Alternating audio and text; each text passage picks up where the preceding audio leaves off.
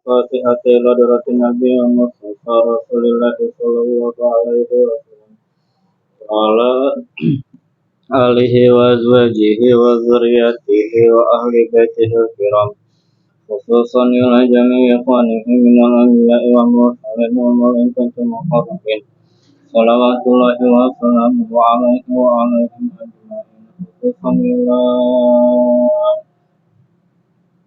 جميع أولياء والشهداء والصالحين والصحابة والتابعين وأتباع التابعين بأن الله يغفر لهم ويرحمهم ويعلي درجاتهم في الجنة خصوصا إلى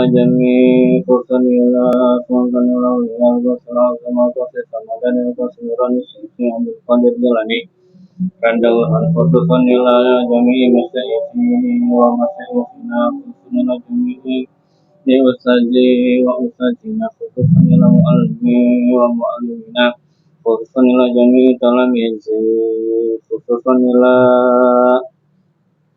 Syekhi Muhammad Kharafani binti Haji Abdullah khususan ila Syekhi Ahmad bin Muhammad Walid bin Muhammad Satibi khususan ila Syekhi Rai Haji Abdullah bin Haji Hamid khususan ila Syekhi Muhammad Kharafani binti Haji Abdullah khususan ila binti Haji Abdullah khususan ila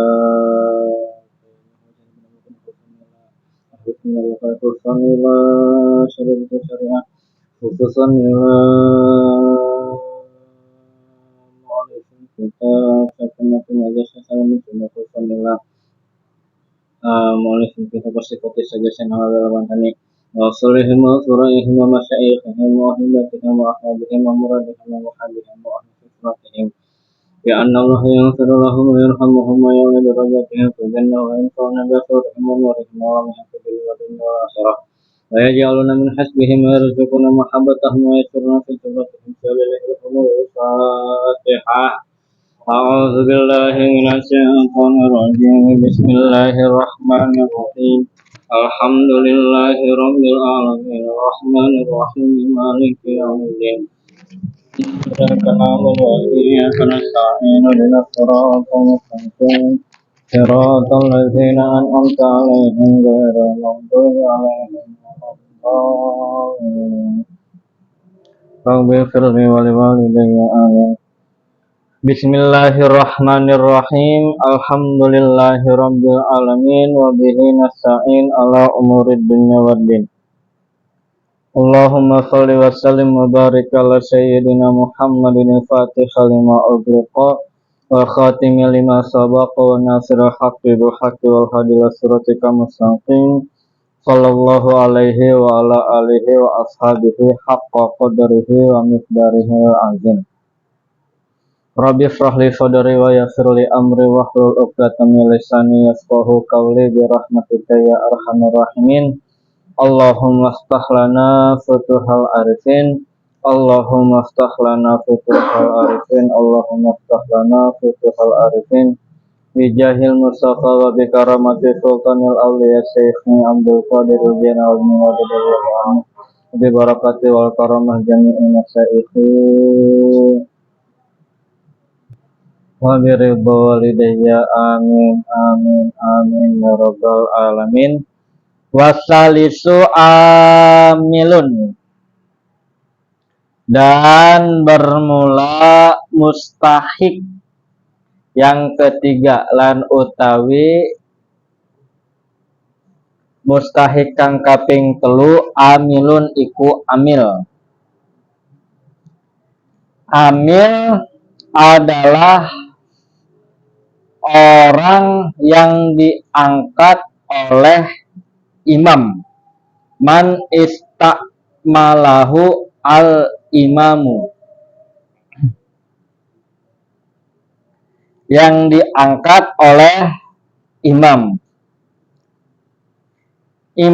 dalam konteks negara Kesatuan Republik Indonesia yang kita tempatin ini adalah kepala pemerintah. Dalam hal ini yang dimaksud adalah presiden yang berhak mengangkat seorang amil Maka Mang Soleh nggak boleh ngangkat Bang Agel jadi Amil, atau Bang Agel ngangkat Mang Soleh jadi Amil. Bang Soleh jadi Amil ntar besok jadi Amil apaan? Amil zakat, nggak boleh. Saya zakat ke Mang Soleh, sah nggak? Nggak sah. Karena Mang Soleh bukan Amil zakat, belum sah.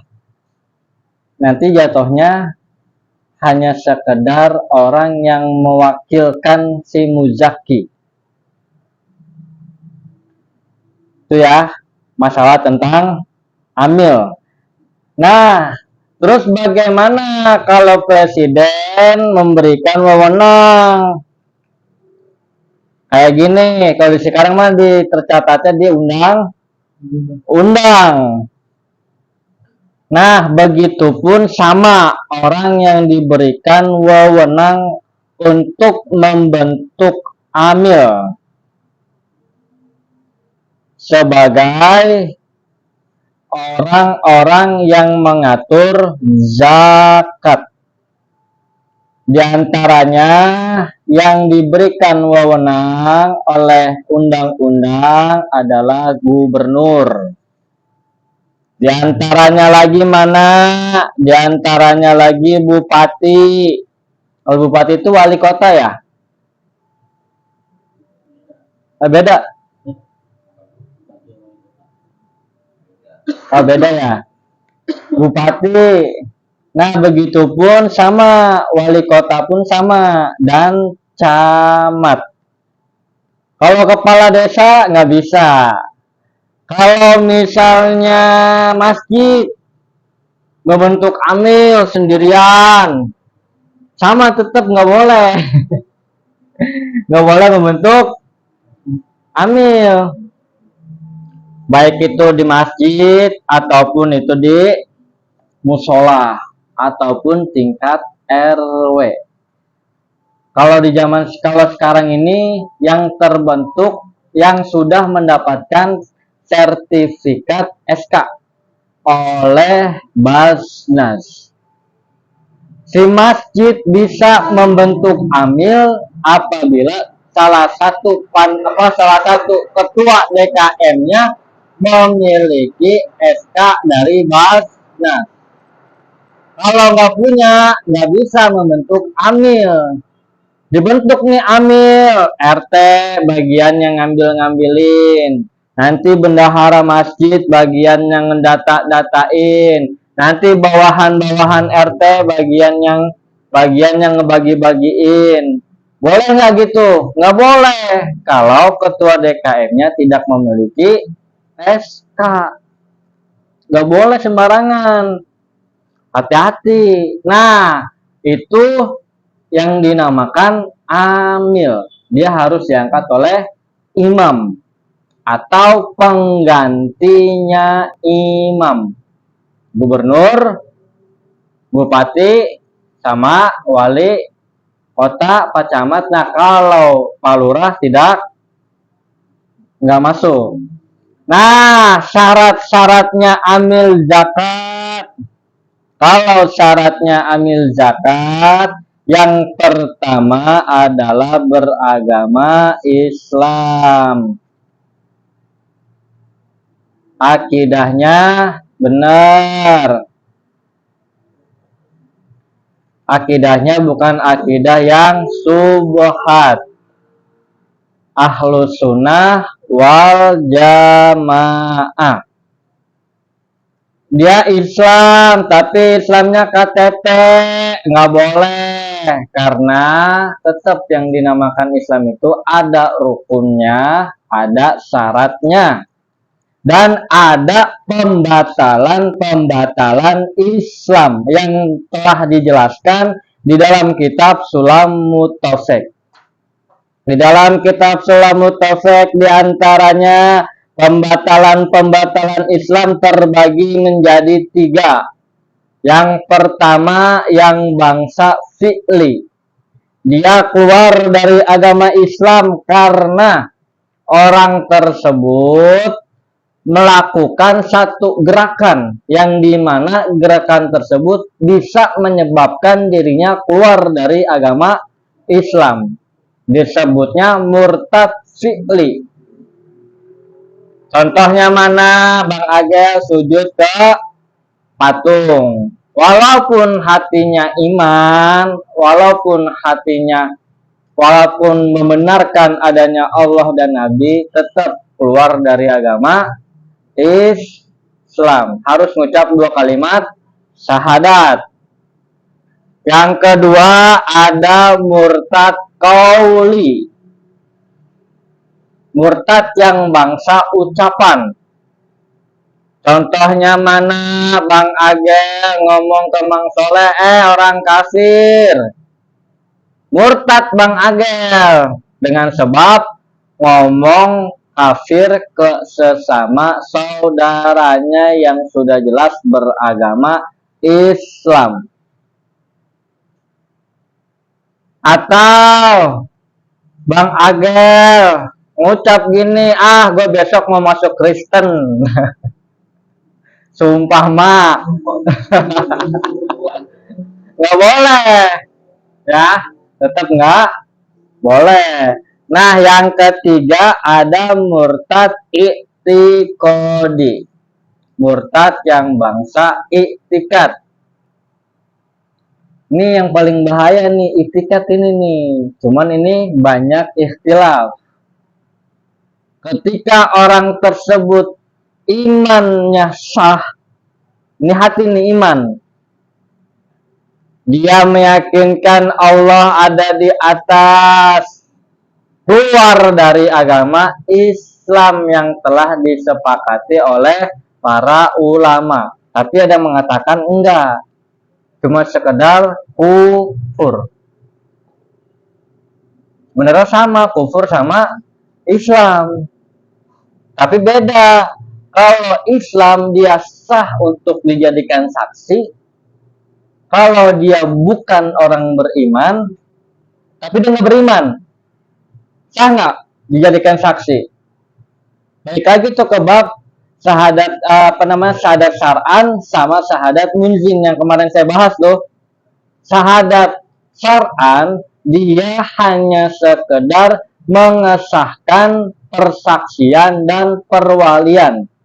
Di antaranya lagi sahnya pemotongan.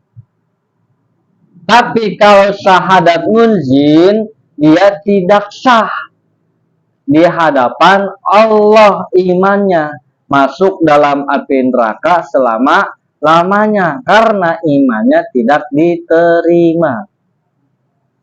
Islam dia Islam.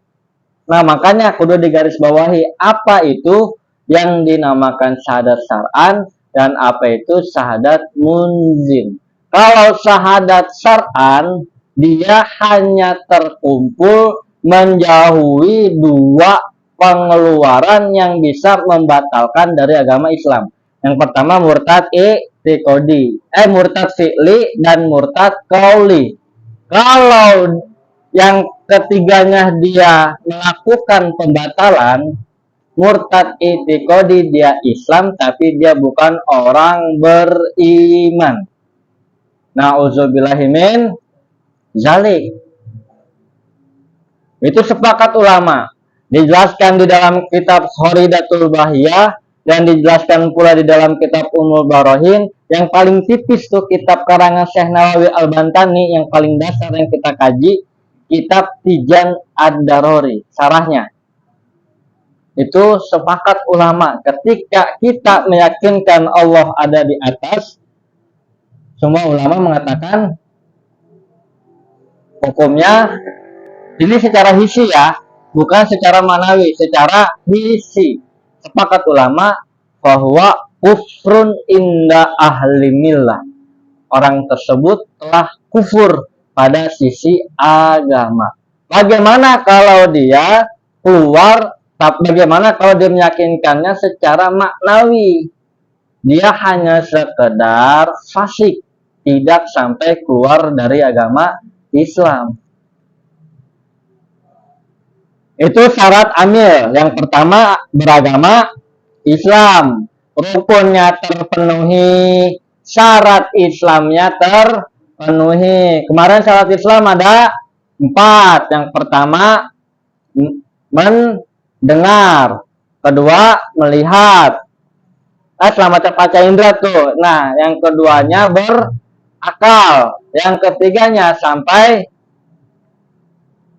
yang ketiganya tadi kan pertama selamat panca indera, yang keduanya berakal, yang ketiganya balik. Nah, yang keempatnya sampainya dakwah baginda Nabi beragama Islam. Yang keduanya mukallaf, sebenarnya sama aja nih. Mukallaf itu sama, balik, berakal. Yang tiganya merdeka. Yang keempat adil. Adil dengan pengertian di sini maksudnya itu tidak pernah melakukan dosa besar, atau dia pernah melakukan dosa besar tetapi dia telah ditobati. Dia belum ditobatin dosa besarnya, nggak masuk menjadi amil. Seorang imam mengangkat Cijaet, tapi jahetnya ini pernah melakukan dosa besar. Nah, dosa besarnya tidak ditaubati. Maka ketika syarat amilnya tidak terpenuhi, orang tersebut tidak boleh menjadi amil. Ketika Mang Soleh atau Bang Agel zakat ke Jaet, tidak sah hukumnya, belum sah hukumnya zakatnya, kecuali sampainya zakat Mang Soleh atau Bang Agel sampai ke tangan mustahik zakat, ditangguhkan. Dia punya dosa besar tapi udah ditobatin, boleh. Tapi belum cukup, ada syarat yang kedua, dia tidak melakukan dosa kecil secara terus-menerus. Ini dikutip di dalam kitab Fathul Mu'in. Tidak melakukan dosa kecil secara terus-menerus. Mana diantaranya melihat aurat wanita. Susah banget ya. Susah ini nyari adil kayak begini mah. Ya. Ya, mau nyapet tahun jemput juga gak bakal ketemu kita. Gak bisa. Lah kita tetap peringatin mulu sih. Gak bisa ke cewek bening itu. Buset. Kayaknya rugi amat ini kakaknya diliatin nih. Iya, iman kuat. Set Imron gimana ini? Astagfirullahaladzim. Ada adil menurut bab zakat dan bab nikah, ada adil menurut bab poligami. Oh, berarti syarat poligami itu harus adil, Bang. Karena kata Bang Tommy gini, di kajian malam Kamis, kajian kitab Safinatun Najah dan pengaji syarah Kasifatus saja, bahwasanya yang dinamakan amil yang dinamakan adil adalah orang yang tidak melakukan dosa besar, atau orang tersebut pernah melakukan dosa besar tetapi dosa besar tersebut telah ditobati. Yang keduanya tidak melakukan dosa kecil secara terus-menerus, Bang. Abang tiap hari dosa terus-terusan. Dosa apaan, Neng, Abang? Nyakitin Neng. Dosa, Bang. Apalagi Abang nggak bisa ngeliat yang mending dikit, bawahnya buset mesem-mesem sendiri. Gimana ini, Bang? Nggak boleh. Nah, yang dimaksud adil dalam bab poligami yang dijelaskan di dalam kitab Mausu'ah, adil ini masih banyak versi ya, ini cuma secara umumnya ya.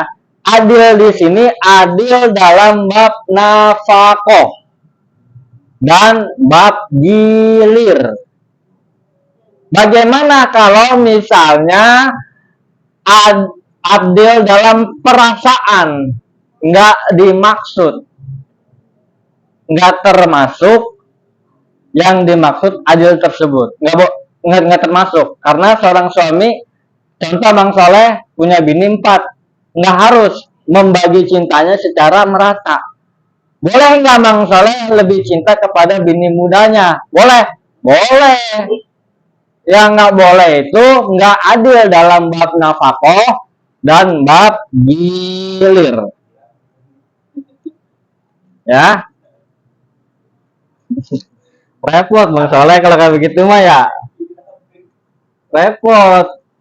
Dan adil yang kemarin yang di dalam yang kita pernah kita kaji, adil di situ kan maknanya banyak. Ya, banyak banget kan? Itu kalimahnya ditukil dan itu diambil dari ayat-ayat Al-Qur'an semua. Tetapi makna adil tersebut beraneka ragam. Ada 9-nya. Belum masukin ke bab fikih. Adil di bab zakat, adil di bab nikah, terus adil di bab poligami. Nggak bisa disamaratakan. Dan ada adil menurut versinya bapak. Itu nanti beda lagi tuh di kitabnya.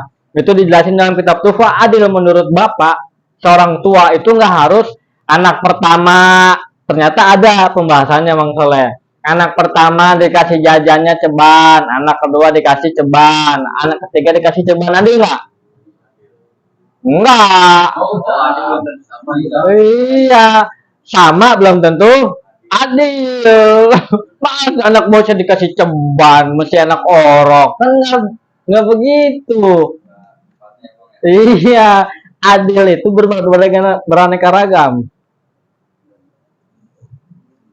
Lalu bagaimana ini kita tidak bisa menemukan orang yang adil, sosok yang adil di Indonesia. Nggak usah di Indonesia dah, Serawabuaya, nggak usah Serawabuaya dah, se-RT 12. Adil dalam versi fikih mazhab Imam Syafi'iyah. Ayo, orang yang bisa yang bisa menghindari dosa kecil secara terus-menerus, mata aja, dia tiap hari nggak bikin dosa mata, ada nggak? Nggak ada. Nah, terus gimana kita udah sulit menemukan sosok yang adil, sedangkan aturan tetaplah aturan. Contoh rukun salat, rukun puasa, nggak boleh makan, nggak boleh minum di siang bolong, di siang hari. Dia makan Bang Agel di warteg, sah nggak puasanya? Sah nggak? Nggak sah. Syaratnya sholat diantaranya harus menutupi bainal surah wa rukbah yang dijelaskan di dalam kitab Safinatun Najah ntar di babnya. Dia makainya cuman make di bawah boxer lagi. Cuma pakai boxer doang di atas paha, di atas lutut. Sah nggak sholatnya? Nggak sah. Kan nggak ada rukunnya, itu kan syarat. Tetap sah nggak?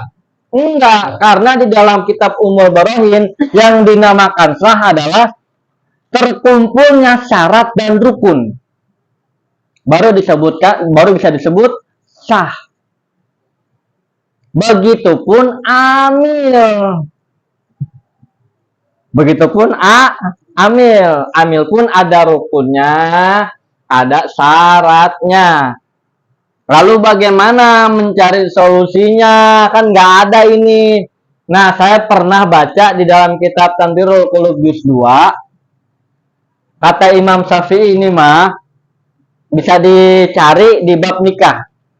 Ketika mayoritas ulama, ketika mayoritas masyarakat sudah menyebarnya kefasikan, sudah sangat sulit dicari orang yang adil. Ada mah ada tapi jauh di Pekalongan. Ada mah ada jauh di Banten, di Cidahu. Fokus ngaji, beliau mah ngajar. Nggak ada santri perempuannya.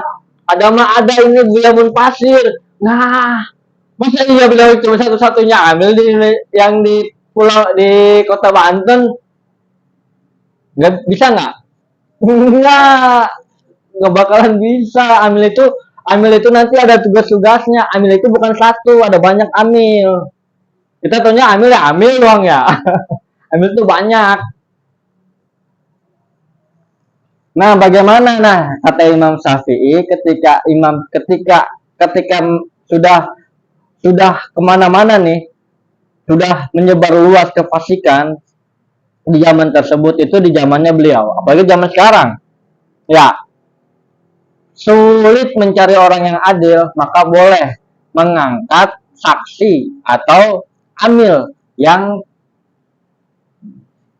adil secara, bukan yang fasik, adil yang secara zahir, bukan secara batin. Dia kerja, dia nggak pernah ninggalin sholat, dia nggak menghilangkan maruah. Kerjanya apa? Oh, dia tokoh, tapi dia suka pakai celana pendek, nggak boleh, karena secara zahirnya dia fasik. Dilihat zahirnya, ya. Kalau zahirnya sudah fasik, ketika dijadikan saksi atau dijadikan amil, nggak boleh. Kalau dia dijadikan amil, ditangguhkan jatuhnya panitia zakat. Kalau dijadikan saksi, nikahnya tidak sah, walaupun orang tersebut sekelas ustadz. Kalau ustadznya udah fasik secara zahir, nggak boleh dijadikan saksi. Nauzubillahimin zalik. Ah? Enggak, nikahnya nggak sah. Kalau misalnya saksinya cuma 2, karena saksi itu tidak harus ditakyin. Apa sih takyin? Ribut amat bahasanya sih, apa? Takyin ini, yang maksud ditakyin ini nggak harus ditentukan. Ada banyak misalnya di situ, cukup nggak? Cukup, karena ini ngebahas saksi amil, jadi saya nggak melebar ke saksi nikah. Ntar itu mah kalau ngajinya Fathul Qorib tuh. Ya Bang Agel ya. Ini kita nggak bisa pindah dulu aja, kita kitab tipis, tapi seenggaknya mudah-mudahan berkualitas, paham. Yang kelimanya dia bisa ngelihat.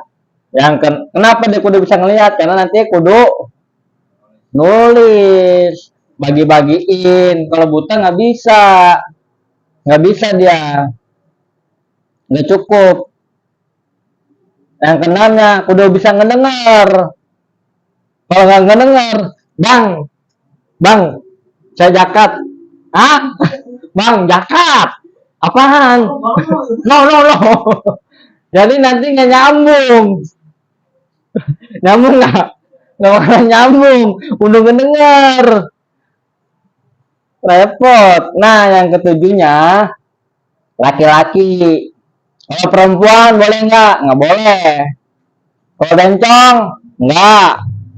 Dia harus laki-laki, tulen. Nah, dan yang ke-8, dia mengerti tentang bab fikih zakat.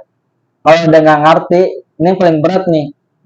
Yang paling berat. Adil sama nomor 8 yang harus lebih diutamakan. Bab tentang bab zakat.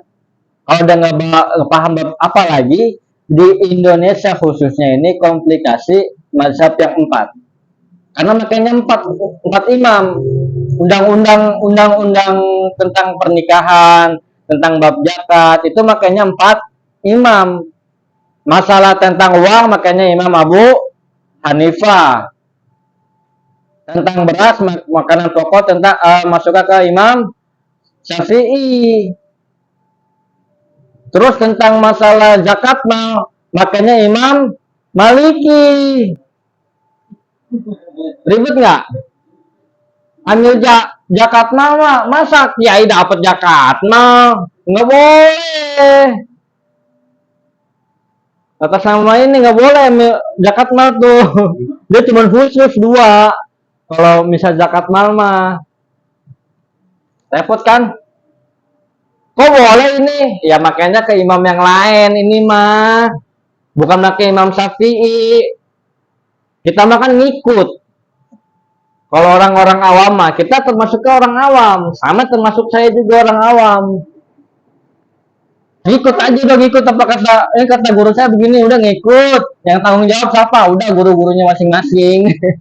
Saya nggak tanggung jawab, kalau saya mau baca kitab doang. Eh, nah, yang kesembilan,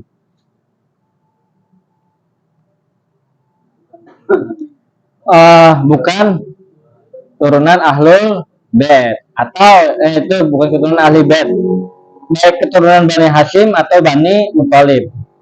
Nah, yang ke-10 bukan orang yang pernah dimerdekakan oleh ahlul bait. Abid. Abid, tau kan abid hamba sahaya, budak. Kalau zaman sekarang udah nggak ada. Cuman nanti bakalan ada lagi. Kapan itu zamannya? Nanti kalau ada Imam Mahdi, nanti ada perbudakan. Maksudnya budak di situ apa? Tahanan perang. Tahanan perang ini boleh dijual, boleh dijadikan hamba sahaya, boleh ditebus. Ini namanya abid. Hamba sahaya tuh.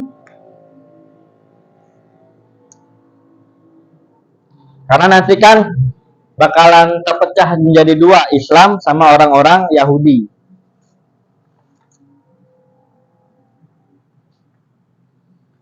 Itu masalah tentang syarat-syaratnya. Lalu bagaimana tugas-tugas amil? Wasalisu amilun kasain ya'malu fi akziha min arbabil amwali. Wakati yaktubu ma'aktohu arbabaha wa qasim. Dan diantaranya tugas amil, ada bagian yang data-datain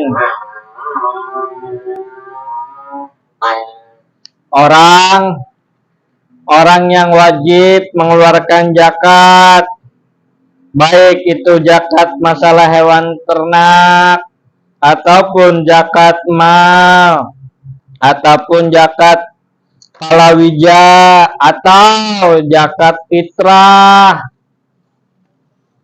Yang kedua,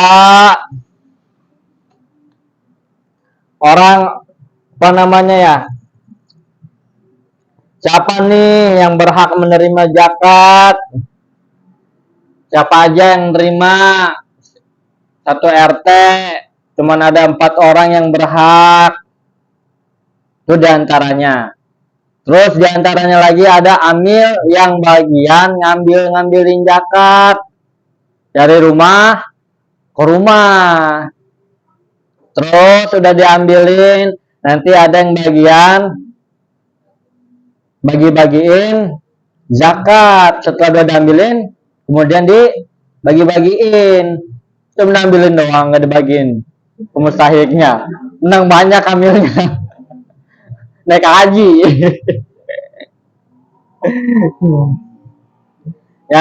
Nah diantaranya terus dicatetin. Itu kan tadi kan siapa aja. Nah terus dicatat-catetin nih siapa aja. Ada bagian yang pencatat. Nah terus ada bagian yang naker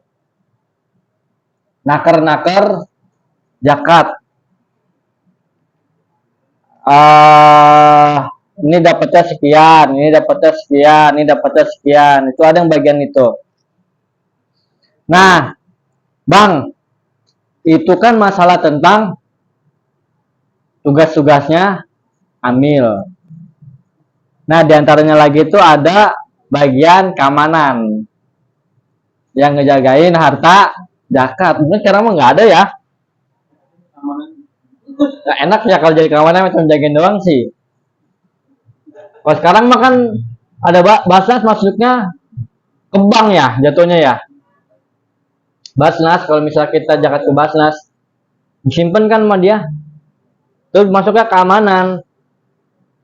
Nah itu yang nyimpen duitnya tuh itu dapat kebagian. Dapat kebagian zakat kalau misalnya dia memenuhi amil.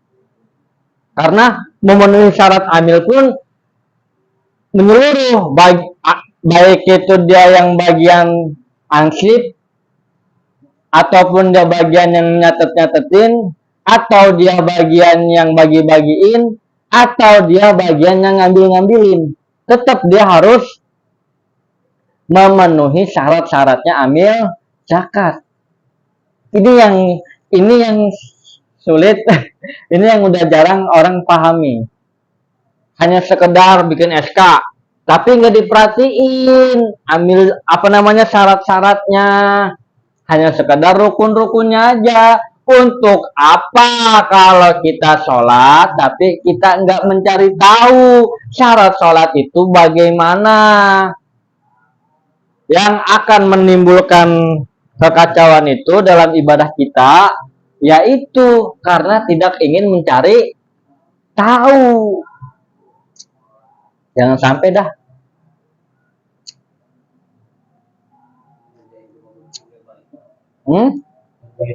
Iya, ngerjain doang. Apalagi sebagian ada yang terima beres, pada datang semuanya. Ntar pas bagian ngebagiin, orang-orang yang bagi-bagiin doangnya. Orang-orang juga sudah datang pas bagian pembagian. Nggak mau capek zaman sekarang mah. Terus gimana gitu, boleh nggak? Boleh. Tapi bagiannya kecil.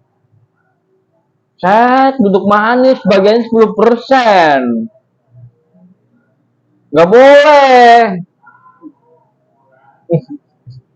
Nggak boleh. Karena bagiannya itu ya bagaimana kadar capeknya itu. Kalau nggak memenuhi syarat berarti masuknya ke panitia zakat. Kalau panitia zakat, dia tidak boleh mengumpulkan beras. Nggak boleh mengumpulkan beras. Ini ternyata tercatat nih di dalam kitab Al-Um. Dia nggak boleh, hukumnya haram. Kalau belum memenuhi syarat amil. Nggak boleh dia.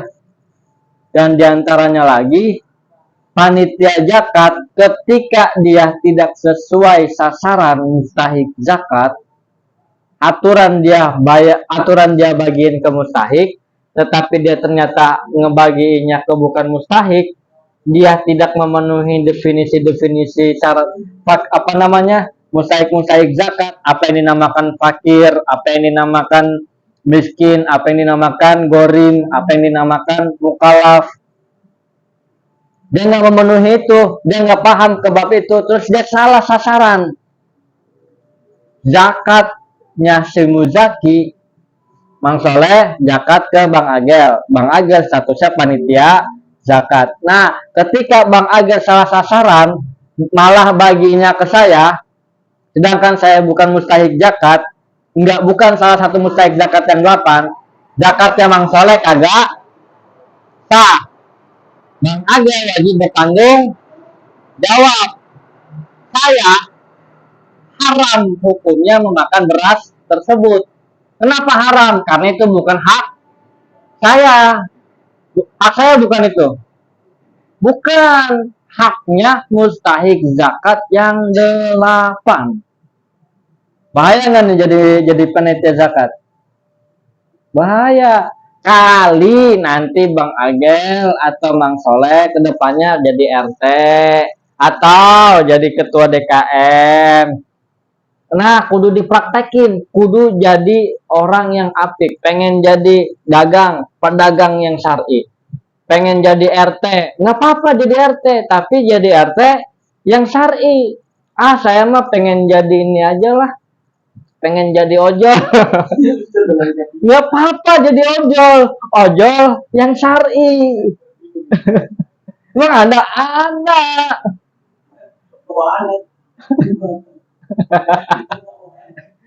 Buat jaga-jaga, takutnya nanti takut dapat perempuan nih.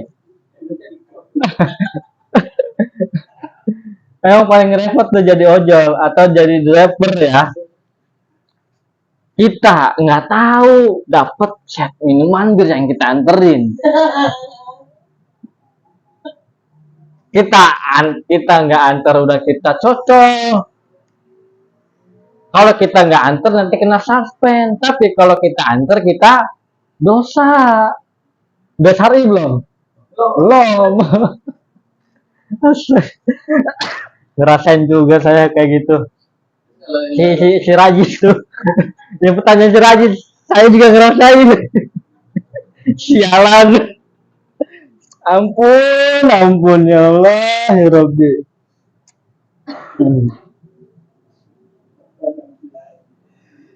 Tapi emang bener ya, Bang. Gimana? Saya ngerangkep sekaligus 3 dapat bagiannya. Kan satu orang dapat 1 bagian. Jahit tertulis, jadi dapat bagian atas nama golongan parkir. Tapi boleh nggak sekaligus 2 nih? Ambilnya orang susah. Parkir. Kalau udah parkir pasti miskin. Double. Triple apa namanya? Jadi triple kill ya. Sekaligus 3. Ya parkir, ya miskin, ya amil. Boleh nggak saya dapat 3 bagian? Buset, rakus amat. Ya, Chef, lu dapet 3. Lah gua kan fakir. Miskin juga. Lu kagak tahu. Begitu kan gua amil. Ya gua dapet 3 karung. 3 apa? 3 plastik. Berarti amplop 3 biji. Ya karena orang kata 3 golongan. Boleh nggak begitu? Nah, di dalam kitab I'anatut Thalibin juz 2, wala yukto ahadun biwasfaini, tidak boleh diberikan siapa ahadun salah seorang mustahik zakat biwasfaini dengan 2 sifat mustahik atau lebih daripada 2 sifat. Hukumnya tidak boleh. Walaupun kita misalnya si Jahit punya titelnya banyak, ya dia susah, ya miskin, ya amil, ya gorim, punya utang, punya 4, tetap tidak boleh mengambil 4 sifat golongan. Mentang-mentang dia punya 4 titel, dia ngambil 4 bagian. Kan dia mintanya kan ke RT, gua kan 4 nih, ya fakir, ya susah, ya melarat. Gua juga kan gua amil, udah gitu gua utang gua banyak, berarti gua dapet 4 bagian teh. Nggak sah hukumnya, haram nggak hukumnya? Haram. Tapi ada yang boleh menerima 2 bagian. Siapa itu? Si gorim yang punya utang. Yang punya utang. Dengan catatan sampai kadar utangnya. Sampai kadar utangnya. Dia dapat zakat. Jahit, nih bagian lo. Atas nama gorim. Atas nama orang yang punya utang. Kasih lagi tuh sama RT. Udah dibayarin tuh. Lah, lu kagak makan. Ya kan gue bayar utang teh. Udah nih gue kasih lagi nih atas nama fakir. Boleh gak? Boleh.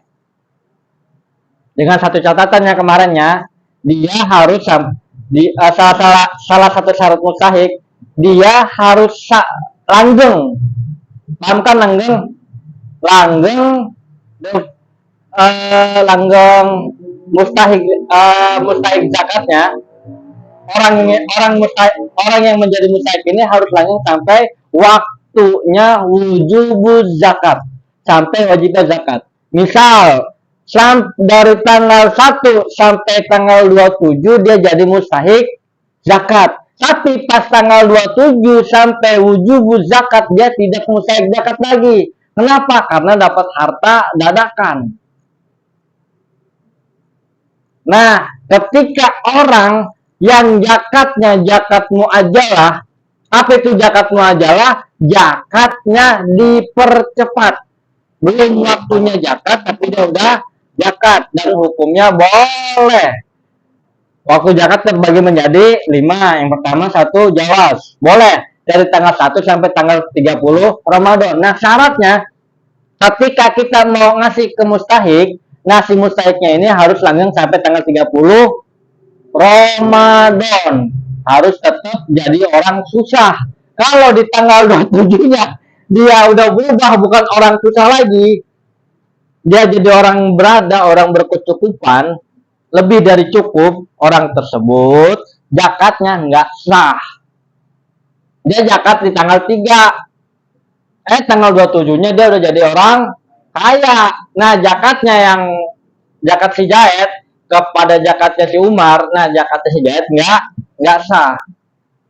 Repot ya?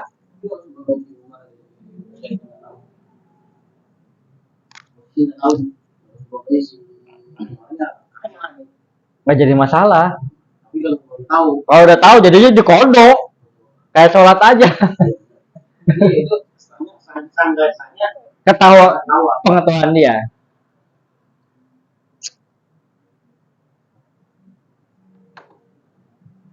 Boleh mencakup dua apa tadi? Dua bagian. Yang pertama, yang boleh mencakup dua sifat, gorim, hanya gorim nih ya. Gorim mencakup fakir atau miskin. Dia boleh sekaligus mengambil dua bagian. Karena untuk menutupi utang-utangnya. Warabi'u al-mu'allafatu, mu'alaf lagi, mu'alaf, astagfirullahaladzim. Wallahu a'lamu bis-shawab. Rabbin fa'na bima alamtana, Rabbi alimna alladhi yanfa'una, Rabbi fakihna wa fakih ahlana wa qarabatilana fi dinina tawassalna bika alumi tawassalna bitalimi tarzuqana wasi'a wa antarzuqana amana.